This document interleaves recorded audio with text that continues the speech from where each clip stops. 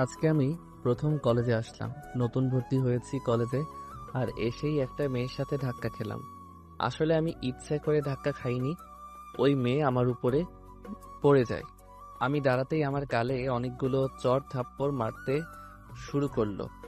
তোর এত বড় সাহস কি করে Heads হয় up! আমাকে Enemy ধাক্কা dropping দিস? close! ছোট লোকের বাচ্চা আমার শরীরটা নষ্ট করে দিল। আমি তো থাপ্পড় খেয়ে আমতা আমতা করে বলতে লাগলাম, দেখেন আমি ইচ্ছে করে ধাক্কা দেই নাই। আপনি তো। কথাটা বলা মাত্র আবার গালে আরেকটা চড় দিল। Got a gun! চুপ, আর একটা কথাও বলবি না। তোকে আমি আজকেই কলেজ থেকে টিসি দিয়ে বের করে দেওয়ার ব্যবস্থা করছি। কথাগুলো বলেই আমার সামনে দিয়ে চলে গেল, আর আমি হা করে সেই দিকে তাকিয়ে আছি। একটু আগে কি হয়ে গেল আমার সাথে সেটা আমি এখনো বুঝে উঠতে পারলাম না। সামনে থেকে একটা ছেলে হাসতে হাসতে বলতে, মামা তুমি তো শেষ। যে মেয়ের উপর ধাক্কা খেয়েছো সে মেয়ে এই কলেজের প্রিন্সিপাল স্যারের মেয়ে, আর অনেক রাগী। কথাটা শোনা মাত্র আমি ভয়ে কাঁপতে লাগলাম। আসলে আমি খ্যাত মার্কা চেহারা নিয়ে কলেজে এসেছি, এরপর আবার ময়লা জামা কাপড় পরে এসেছি, তার উপর আবার বড় একটা চশমা পরেছি বলে সবাই আমাকে নিয়ে অনেক মজা করতেছে। এখন আমার পরিচয়টা দেওয়া যাক।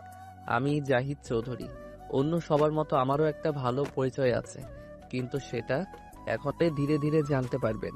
আমি সোজা ক্লাসে ঢুকলাম, কেউ আমাকে বসতে দিচ্ছে না আমার এমন খ্যাতমার্কা চেহারা দেখে, তাই বাধ্য হয়ে একেবারে পিছনে চলে গেলাম। তাকিয়ে দেখি সেই মেয়েটা আমার দিকে রাগীভাবে তাকিয়ে আছে, যেন হাতে পেলে চিবিয়ে খাবে। সেই মেয়েটা সবার সাথে কি যেন বলতে লাগলো।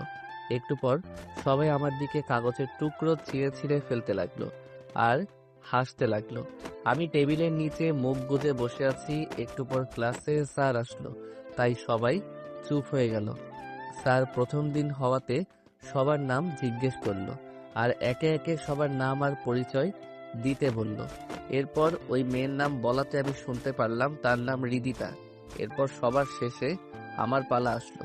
আমিও আমার নাম বললাম আর বললাম আমার কেউ নেই, আমি একা। এটা শুনে সবাই অবাক হয়ে আমার দিকে তাকিয়ে রইল। আসলে আমার আসল পরিচয়টা সবার কাছ থেকে লুকিয়ে রেখেছি। তারপর সবাই এসে আমার সামনে আসলো আর আমাকে বলল। ওই দাঁড়া, আমি দাঁড়িয়ে গেলাম। জি, আমাকে বলছেন? তুই ছাড়া আর কাকে ডাকবো? জি বলুন, কি দরকার? তুই আমার গায়ের উপর পড়েছিস, তোকে এত সহজে তো আর ছেড়ে দিতে পারি না। এক কাজ কর, তুই 50 বার উঠবস কর এখন, এরপর তুই এখান থেকে যেতে পারবি, তা না হলে এখান থেকে এক পাও যেতে পারবি না। দয়া করে আমাকে ক্ষমা করে দিন, আমার ভুল হয়ে গিয়েছে। আমি সত্যি আপনাকে ইচ্ছে করে Go, আপনার go, উপরে go! পড়ে যাইনি।